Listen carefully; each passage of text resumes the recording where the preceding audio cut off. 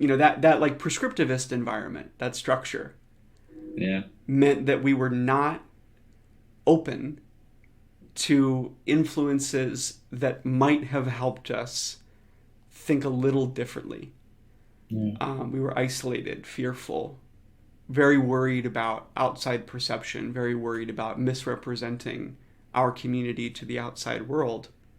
And so we just didn't talk with people. We didn't engage with people who weren't like us. Because what if we do that, and what if it harms us? Better to stay in our corner. um, Yeah. yeah. Yeah.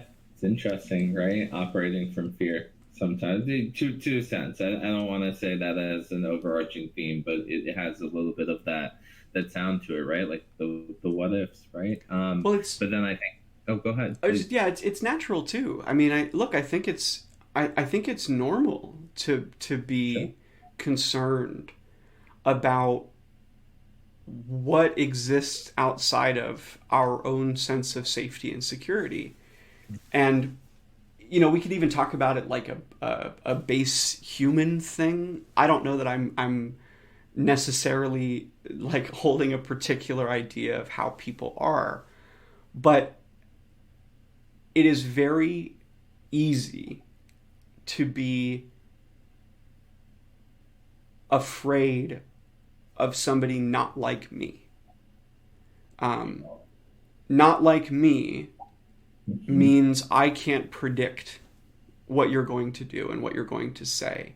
I don't have certainty in who you are and what you might say to me, what you might do to me. Not like me suggests that you have a different point of reference than I do.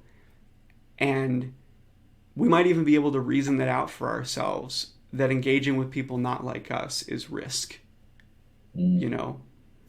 Yeah. Um, and I think that's probably where it comes from. I don't know that I would characterize it quite like living in fear. I'd say it's a little more like being cautious, Yeah. risk Yeah. averse, I suppose. Mm. Gosh, but don't we see so much of that today? Mm. Like everywhere, right? So, yeah, no, I like that correction, Joe. I appreciate that insight there. And then just reading through some of our notes that you were putting down to prep for this, right? I think